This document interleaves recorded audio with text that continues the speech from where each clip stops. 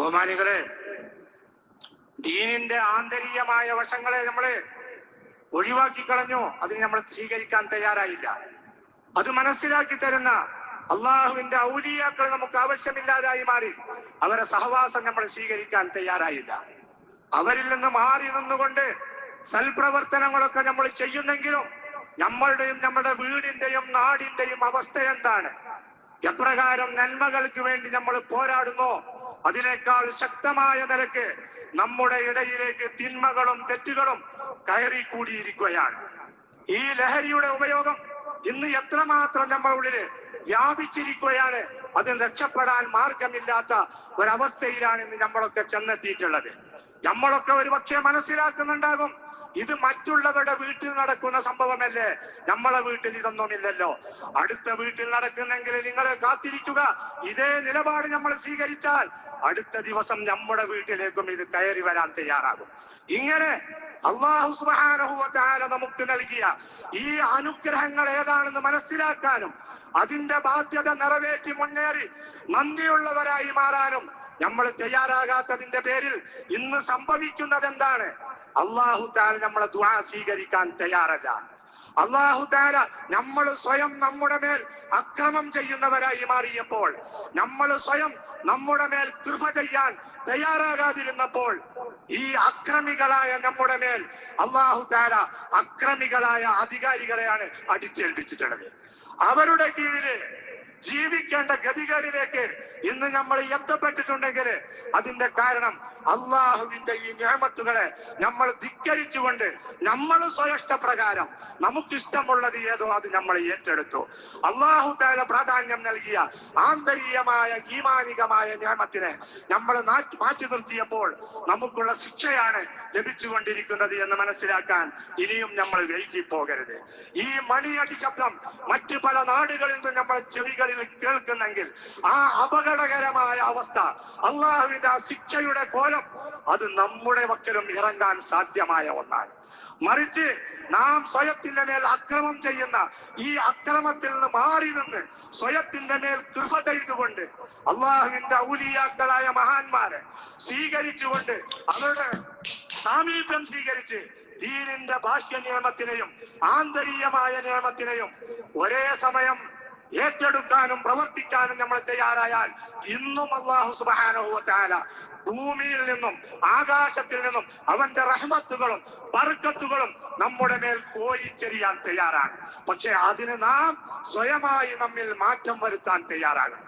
ആ മാറ്റം ഉണ്ടാകണമെങ്കിൽ ബാഹ്യമായ ചടങ്ങുകൾ മാത്രം നിർവഹിച്ചാൽ പോരാ. അള്ളാഹുവിന്റെ ഇഷ്ടദാസന്മാരായ മഹാന്മാരോട് സഹവസിച്ചുകൊണ്ട് ആന്തരികമായ നിയമത്തേതോ അതിനെ പ്രാപിക്കാൻ നമ്മൾ തയ്യാറാവുകയും അത് പഠിക്കാൻ നമ്മൾ സന്നദ്ധരാവുകയും ചെയ്യാം.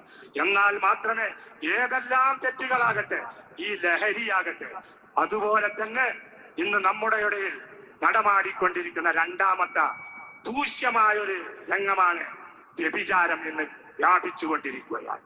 നമുക്കിന്ന് കല്യാണത്തിന്റെ ആവശ്യമില്ല. ആൺകുട്ടികൾക്കും കല്യാണം വേണ്ട, പെൺകുട്ടികൾക്കും കല്യാണം വേണ്ട.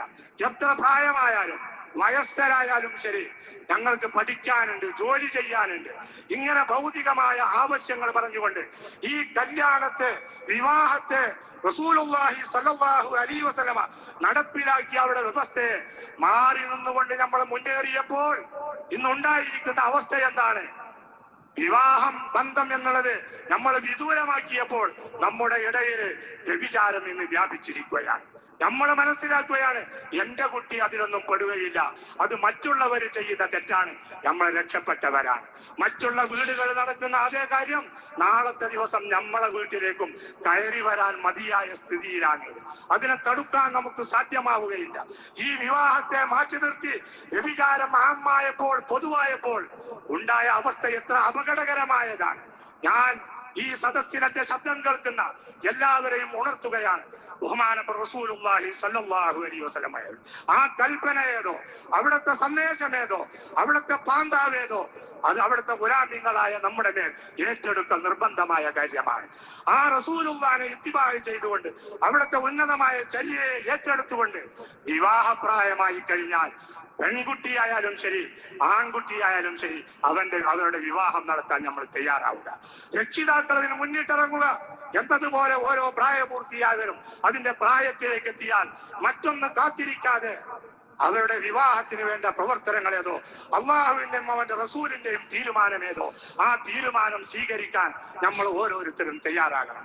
അതിൽ നിന്ന് മാറി നിന്നപ്പോൾ, വിവാഹത്തിനെ ഒഴിവാക്കിയപ്പോൾ വ്യഭിചാരം ആമായി. പിന്നെ നടക്കുന്ന കല്യാണം ഏതാണ്? ആണിനോടുള്ള കല്യാണം, പെണ്ണിനോടുള്ള കല്യാണം. ഇങ്ങനെ ആണിനെ കല്യാണം കഴിക്കുന്നു, പെണ്ണിനെ തന്നെ കല്യാണം കഴിക്കുന്നു. ഇങ്ങനത്തെ ഒരു ദുരവസ്ഥയായി പറയാൻ പോലും സാധ്യമല്ലാത്ത ദൂഷ്യമായ കാര്യങ്ങളാണ് നമ്മുടെ ഇടയില് മുസൽമാന്റെ ഇടയിൽ കടന്നു കയറിക്കൊണ്ടിരിക്കുന്നത്. ബഹുമാനികളെ, ഈ വ്യാപിച്ചുകൊണ്ടിരിക്കുന്ന ഈ തെറ്റുകളെ എങ്ങനെ തടുക്കാൻ നമുക്ക് സാധിക്കും? അതിനുള്ള മാർഗം അള്ളാഹുവും അവന്റെ റസൂലും നമ്മളെ കൈകളിൽ നൽകിയിട്ടുണ്ട്. അള്ളാഹു സുബ്ഹാനഹു വ തആല ഈ ബാഹ്യമായ പ്രവർത്തനങ്ങൾ, അവരെ തൃപ്തിപ്പെടുത്താനുള്ള കാര്യങ്ങൾ എപ്രകാരം നമുക്ക് മനസ്സിലാക്കി തന്നിട്ടുണ്ടോ എന്നതുപോലെ തന്നെ അവന്റെ ആന്തരീയമായ നിയമത്ത് ഓരോ നിമിഷത്തിലും അള്ളാഹു സുബ്ഹാനഹു വ തആല അടിമുടി നമുക്ക് ചെയ്തു തന്നുകൊണ്ടിരിക്കുന്ന ഗുണങ്ങളും നന്മകളും ഏതോ ഈ കാര്യത്തെക്കുറിച്ച് സവിസ്തരമായി അള്ളാഹും അവന്റെ റസൂലും നമ്മളെ മുമ്പിൽ വിവരിച്ചിട്ടുണ്ട്. ഈ ബാത്തിനിയായ നിയമത്തുകളെ നമുക്ക് ബോധ്യപ്പെടുത്തി തന്ന് നമ്മളെ വിശ്വാസങ്ങളെ ശക്തിപ്പെടുത്തി അള്ളാഹുവിന്റെ സ്നേഹം, അള്ളാഹുവിനുള്ള ഖശിയ്യത്ത് നമ്മുടെ ഉള്ളിൽ ഉണ്ടാക്കുന്ന പ്രവർത്തനമാണ് അള്ളാഹുവിന്റെ ഔലിയാക്കളായ മഹാന്മാര് ലോകത്ത് നിർവഹിച്ചു കൊണ്ടിരിക്കുന്നത്. അത് ഇന്നും നടന്നുകൊണ്ടിരിക്കുന്നു.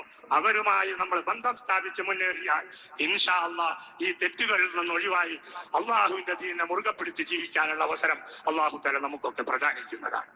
बोलना तो बहुत कुछ है, लेकिन वक्त इजाजत नहीं दे रहा है. इंशाअल्लाह